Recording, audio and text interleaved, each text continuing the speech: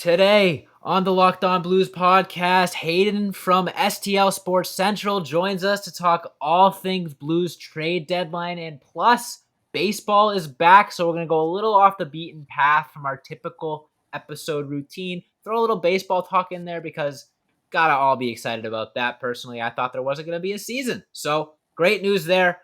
Lots to talk about. Make sure you stay tuned.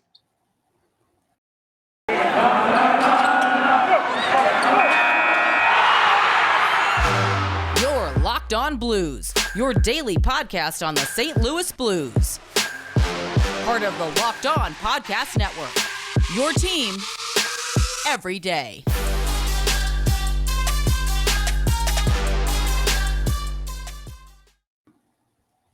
Ladies and gentlemen, welcome back to the Locked On Blues podcast, part of the Locked On Podcast Network, and your number one source for daily Blues content. And Tommy, you're frozen again. It's happening again.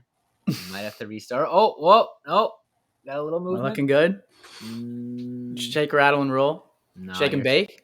There we go. We're back. We're good. All right, YouTube, you guys will see those fun little technical difficulties, but Tommy, the editor, will have that out. Anyways, I'm your host, Josh Hyman, joined by, as always, Thomas Welch, and special guest, Hayden from STLSportsCentral. You've probably heard of him. He's got like 1 trillion followers on Instagram. Here to talk all things Blues and a little bit of Cardinals as well. So Hayden, thanks for joining us. We really appreciate you hopping on. Good to be back, and it's been some great times for St. Louis sports. Blues getting back on track, baseball coming back. It's all looking up. Yeah, really exciting stuff. So before we get into it, I wanted to thank anyone and everyone out there for making Locked On Blues your first listen, making us part of your daily routine, because we are free and available on all podcast platforms. All right, without further ado, first subject I think we should talk about is the trade deadline. So I'll turn it to, I guess, either one of you. Jacob Chychrun, Ben Sherratt. Blues are a little bit more interested in Sherratt, supposedly. Which one would you like to see them go after? I'll start with you, Hayden. I don't know, the way the Blues are playing right now, of course, they're coming off that tough stretch of games where they lost 4 straight. But I'm not sure they really need to mortgage their future with the pieces they have. I think they have the pieces they need to make a run in the playoffs. Because at the end of the day, it comes down to half of it's luck, and they have the skill to win the Stanley Cup if they get a little bit lucky. But if they can get a cheap guy without giving up a big piece or a few draft picks, that'd be nice. But I'm always against. Sounds like you're on team. I'm always against going all in. Always against that. Yeah. And Doug Armstrong isn't a guy that typically goes for that all in move. So I think you might be right. What about you, Tommy? You care to agree or disagree? Well, I've been on the Jacob Chychrun boat for a long time now, but I think what Hayden's saying makes a lot of sense too. Is if you can't get a guy like Jacob Chychrun, and Ben Sherratt is going to cost you a first-round draft pick, which even if he brings a more physical style of play to the Blues team, I don't think anyone in their right mind, looking at his analytics and his play this year, should be giving up a first-round draft pick for Ben Sherratt. And I even tweeted out a while ago that if the Blues do end up getting Ben Sherratt, it's not going to be for a first-round draft pick. So I could see them still being interested. Maybe they move like a bottom 6 guy or like a prospect that's not a blue chip, or maybe a combination of those in like a 3rd round pick, or maybe like a 2nd round pick in 2023 moving forward. But I just don't see them giving up the asking price for Ben Sherratt. And if you can't bring home Jacob Chychrun, because that'd be a home run hitter, and it sounds like the asking price for him has gone even further up since the last time that the Coyotes made a comment on it. So I think if you're the Blues, what Hayden's talking about, it might just be best for you to count on your guys and double down. And because, I mean, Doug did the same thing in the Stanley Cup run and said, I trust this team. I have faith in them. I feel like we have a good group moving forward. It's just going to take time for them. And I have faith in them to turn it around. At that point in the Stanley Cup year, things were not looking great. And we were fully expecting like multiple pieces coming in the trade deadline, because the team was just all out of sorts. And it didn't happen. We were like, what the hell? What is going on? They turned out to win the Stanley Cup. So this could potentially be a similar feeling at the trade deadline, kind of like if the Blues do nothing, I think I'll have that in the back of my mind that they also did nothing in the Stanley Cup year and they ended up winning it all. So I don't know. When in doubt, trust Doug Armstrong, but I think I've seen enough from this defense to kind of know that personally I would feel a little bit better about it if they added somebody of any caliber. Yeah. I mean, it's pretty easy to be very reactionary watching these games, especially you and I, Tommy, because we literally record every We day. have to daily. Right. Yeah. It's really easy to just hide the highs and the lows and just assume that is the current state of the Blues. But we say this all the time on this podcast. Doug Armstrong's greatest strength is his ability to honestly assess the team. We saw it in the year that he went out and he traded away Paul Stastny at the deadline when they were potentially competing for a playoff spot. And then, the team kind of just didn't have what it took that year. And it was the right move at the end of the day. Definitely caused a lot of confusion when it happened, but it was the right move. The flip side of that, the year that they went on to win the Stanley Cup, there were a lot of people expecting him to sell at the deadline. He kind of stood pat, and then they went on to win a Stanley Cup. So on our end, it's very easy to be reactionary and say like, oh, they should do this, they should do that. But Doug Armstrong has so much more that he's taking into account. He knows what this team is capable of. He knows what this team needs or doesn't need. He's not going to go out and make a big splash for a trade for a guy that just for the sake of making a trade. So I think it's going to be very telling over the next few days, like which of those rumors are smoke and mirrors, which of them are true. I would predict that Ben Sherratt is a member of the St. Louis Blues by the end of the trade deadline. If oh God, I hope not. If any of the trades that we've been hearing about come to fruition, I would most suspect it to be that one. But at the same time, you never know. It brings me back to the Ryan O'Reilly deal where the smoke and mirrors were completely misdirecting everything. They went and they signed Tyler Bozak. Elliot Friedman, the man himself, tweeted that the Blues were out of the Ryan O'Reilly race. Everything went quiet. And then here we are, a couple hours later, and he pulls the trade off. So if the right move is there, Armstrong will make it, but like I said, he won't force a move just for the sake of forcing a move. So here's the thing, though, Josh, with that is if you're gonna stay pat and then have all these rumors circling around. I just saw a rumor today that not only are the Colorado Avalanche checking in on the availability of Claude Giroux, they also checked in on the availability of Patrick Kane. Can you imagine? So, dude, I'm just saying, like, they're obviously full gung-ho Stanley Cup mode before Nathan McKinnon has to get paid $1 trillion or whatever his next contract is going to be. So if you're a Blues fan, you could probably feel pretty good about your team from like an introspective sphere and be like, oh, like we can compete with anybody. Like we don't have to get anyone at the trade deadline. And then Colorado goes out and gets either of those guys, or really anyone that they're looking at. And all of a sudden things look a little bit dimmer, right? Yeah, absolutely. Lots to talk about. We can continue to talk about the Blues trade deadline, their offense, and then we're going to get into the Cardinals and baseball being back in the second segment, so make sure you stay tuned. But first, I want to tell you guys about our good friends over at Built Bar and talk about their brand new product, Built Puffs. If you haven't tried Built Puffs yet, you're missing out on one of the Built Bar's best tasting products ever. Puffs are the first ever, get this, protein-infused marshmallow. They're fluffy, they're marshmallowy, they're not just a protein bar, they're a treat, and they're covered in 100% chocolate. Puffs are a fan favorite with some incredible flavors. Yummy cinnamony churro, coconut marshmallow, banana cream pie. They're so delicious. They're going to be your new favorite. All Built Bars, including the Puffs, are covered in 100% real chocolate. Go to Built.com, scroll down to the macros chart. You'll be blown away. Low calorie, high protein, high fiber, low carbs. 130 calories per Built Bar on average, 4 grams of sugar, 4 net carbs, and 17 grams of protein. And it got so many delicious flavors. First priority, always making it taste delicious, and then they figure out how to make it healthy. I don't know how they do it, but they don't miss. So go to Built.com, use promo code LOCKED15, and get 15% off your order. Use promo code LOCKED15 for 15% off at Built.com, and we'll be right back. All right, Tommy, I guess you've been working on your ventriloquist skills because your mouth isn't moving, but I can hear you loud and clear. That's all right.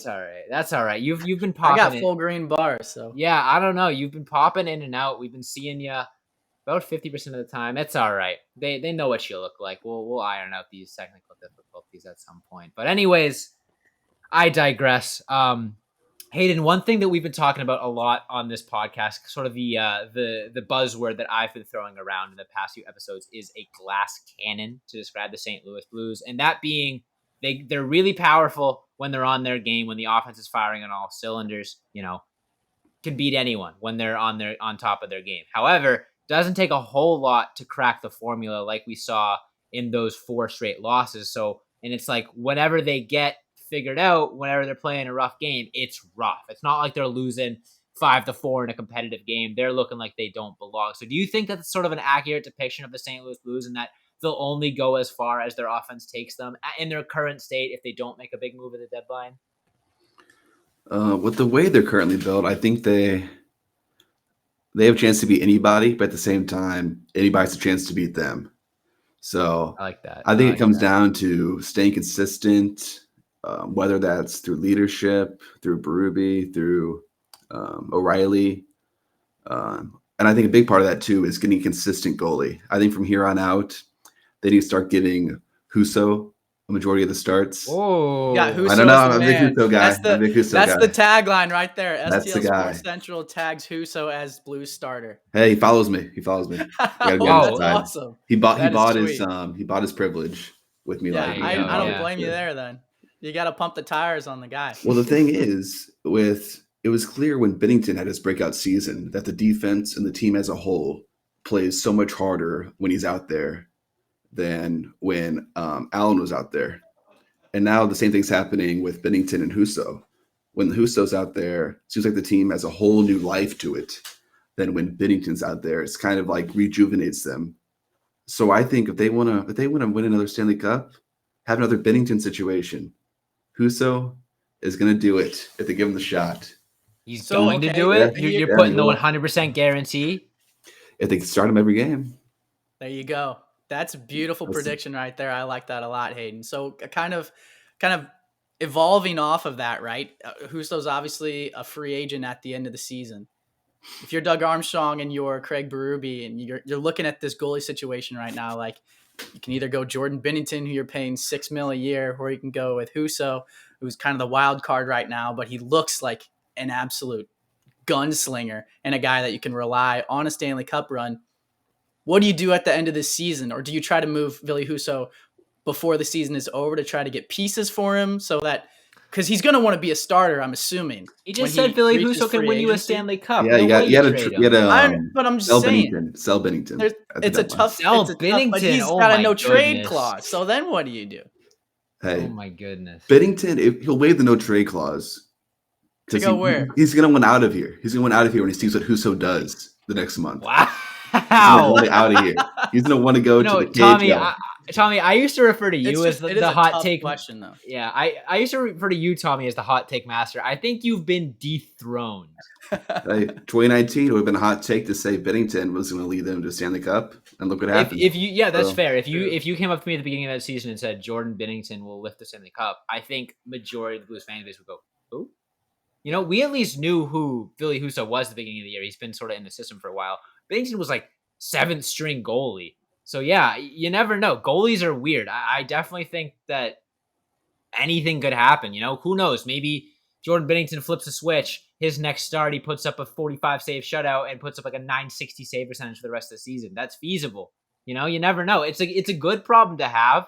And if the goaltending was a little worse for the St. Louis Blues this season, you know, if they didn't have Husso to rely on at times and Binnington to rely on others, I think this would be a very different story, you know, because the goaltending has bailed out the defense a lot when the defense has struggled. Now, I do want to ask you about the defense because it's a little bit of a controversial opinion, at least from our standpoint. We've basically been in the belief all year. Just dogging them.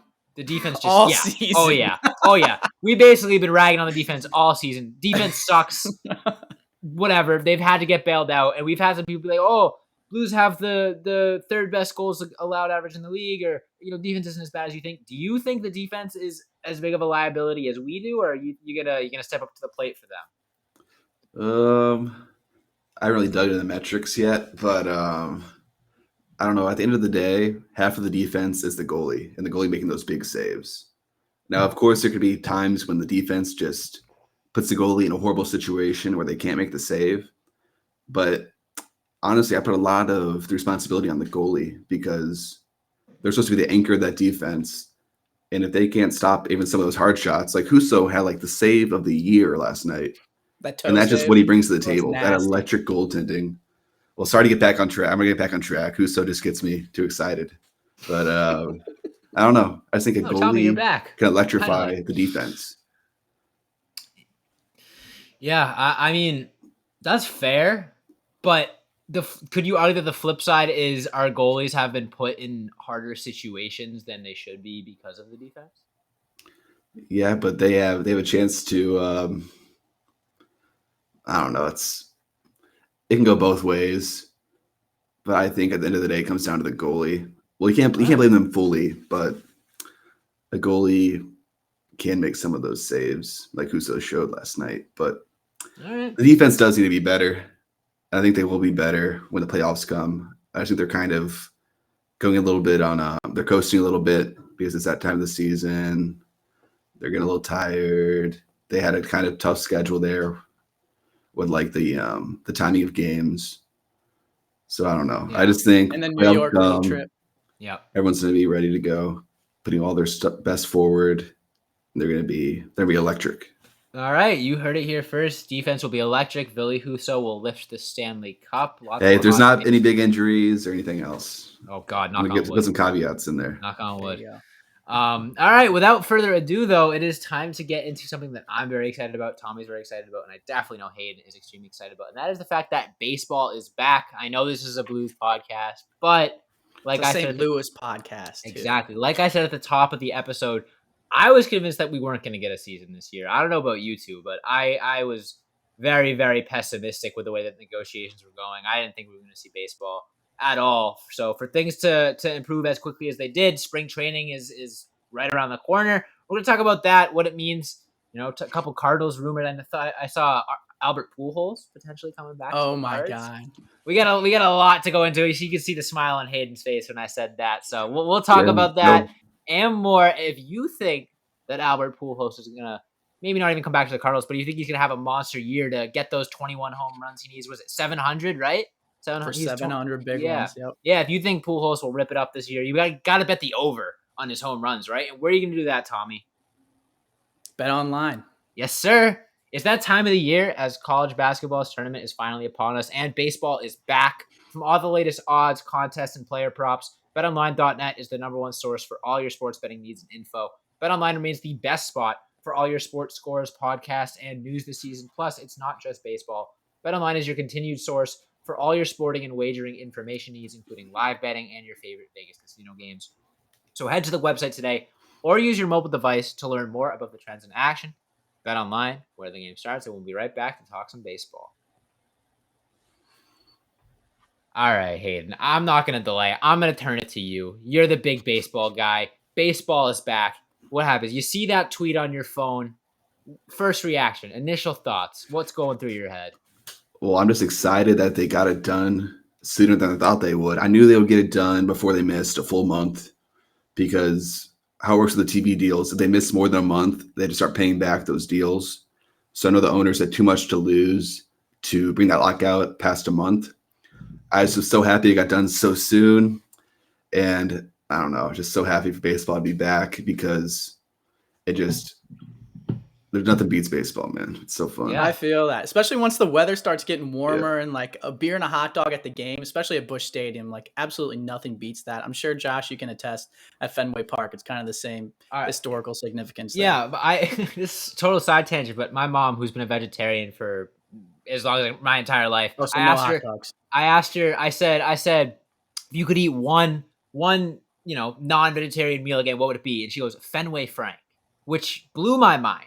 Fenway Franks are good, but like they're a $9 hot dog. So it it's the environment. It's the experience. You're totally right. And I'm excited. Now I got to ask, Hayden, you had plenty of hot takes about the Blues and hockey season. Give me one hot take for this baseball season. Just anything about Harrison Bader, probably, right?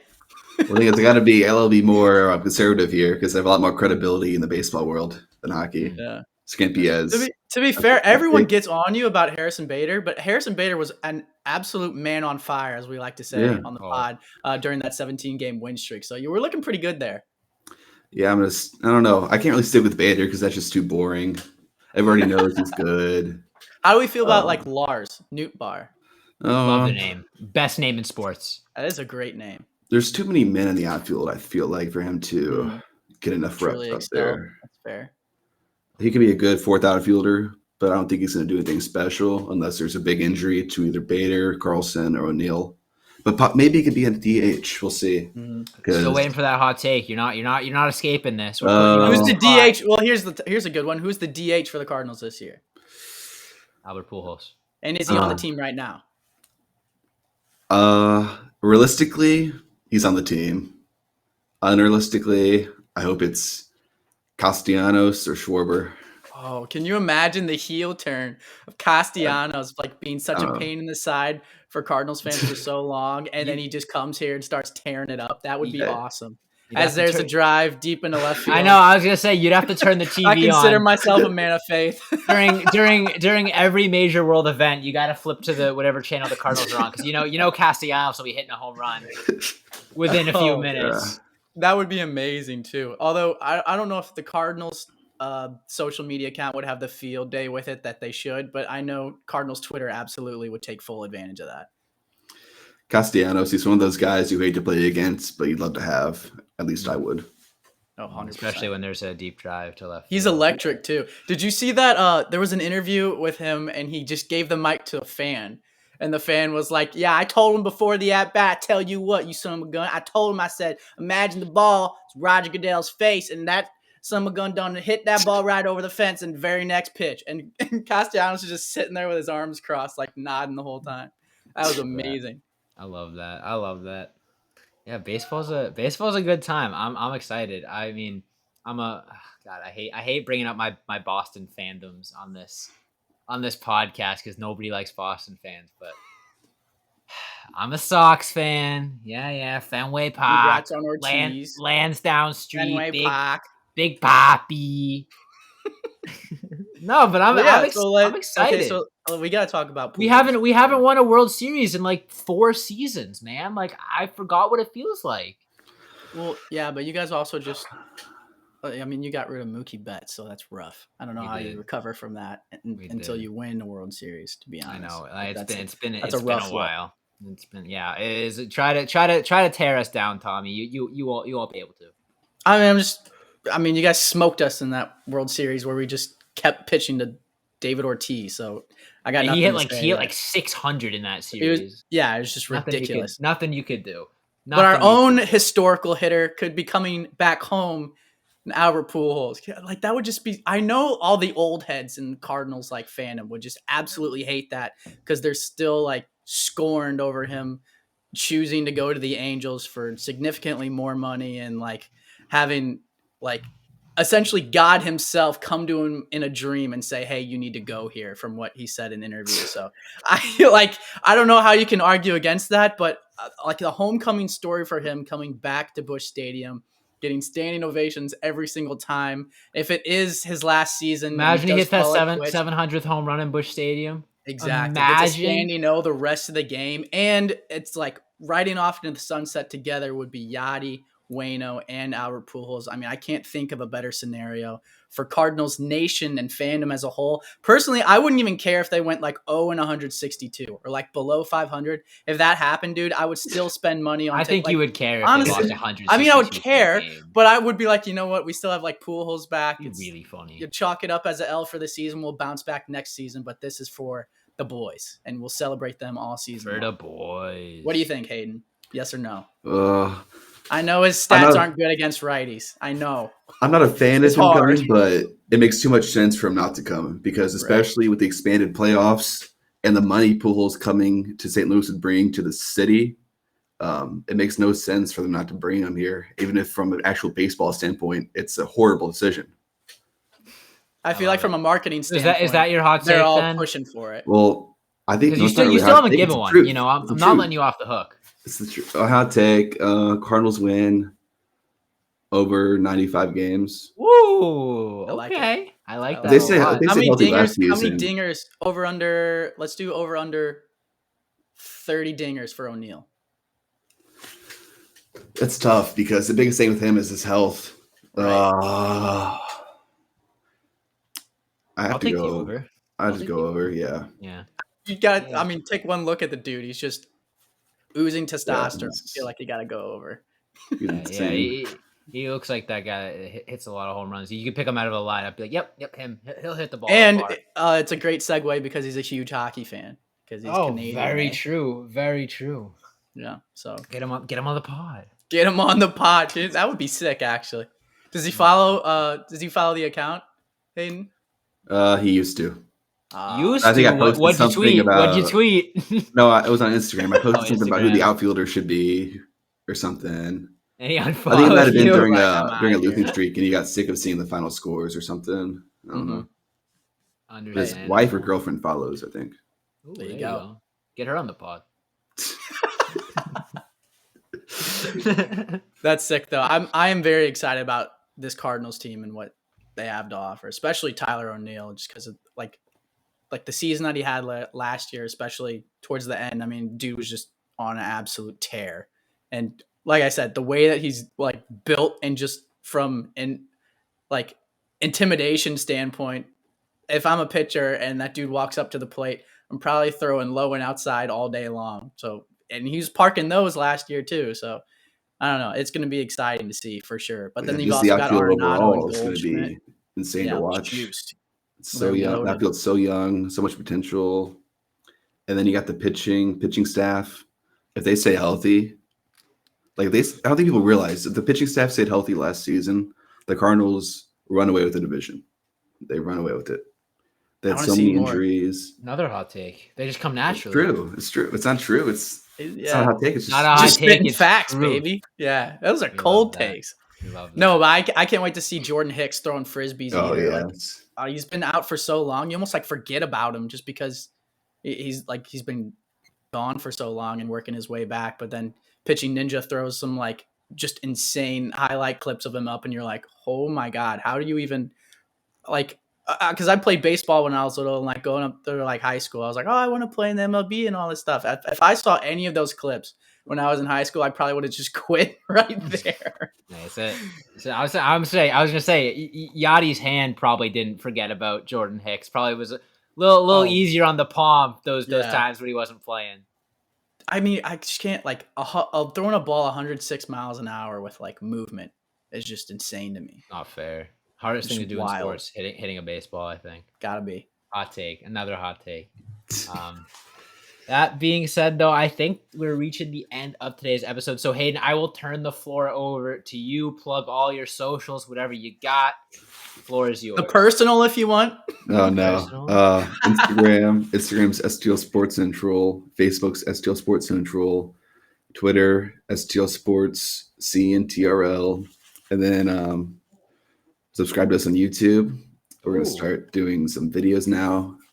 Now that the lockout's over, we were able to get better access to MLB highlights. Because during the lockout, it's impossible to get access to them. So we're trying to get out all player highlights.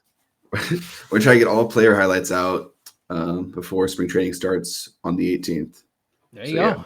Yeah, that's awesome. And I will say, when I first started Twitter, I know, and just looking through St. Louis sports stuff, in terms of content creators, Hayden here is absolutely bar none one of the best. So if you don't follow him, you absolutely should, regardless of whether you live in St. Louis, are interested in St. Louis sports, or are just interested in sports in general. This dude is as good as they come. So yep, absolutely. I doubled down on that. I mean, Hayden, we feel like we've been back and forth in the DMs for years now. This is the first time it's been put a face and a voice to the name. So it's been a pleasure. Like Tommy said, I can't emphasize that enough. He hits that grind like you wouldn't believe with the content. So definitely give him a follow for sure. But that is all the time we have for you guys today. I want to thank everyone out there so much for listening. Make sure you hit that follow or subscribe button, whatever podcast platform you're listening to us on. Leave us a review if you're feeling so kind. We are on YouTube. Today's episode was a little rough, Tommy. I don't know if you noticed, but you literally only popped in on full view as soon as I started ripping the outro. You are crystal clear HD now, which is of course that's how it happens. So today's episode, little technical difficulties, but the rest of our episodes usually go a bit smoother than that. So we really enjoy doing that YouTube stuff. Make sure you subscribe to us there because we have a lot of fun with that. Follow us on all of our socials at Locked On Blues on Instagram, Twitter, Facebook, and TikTok. Follow me on Twitter at Josh Hyman NHL. Follow Tommy on Twitter at TWelcher15. You heard all of Hayden's stuff. Definitely check him out, like we said. Like I said, thanks so much for listening. And as always, let's go Blues.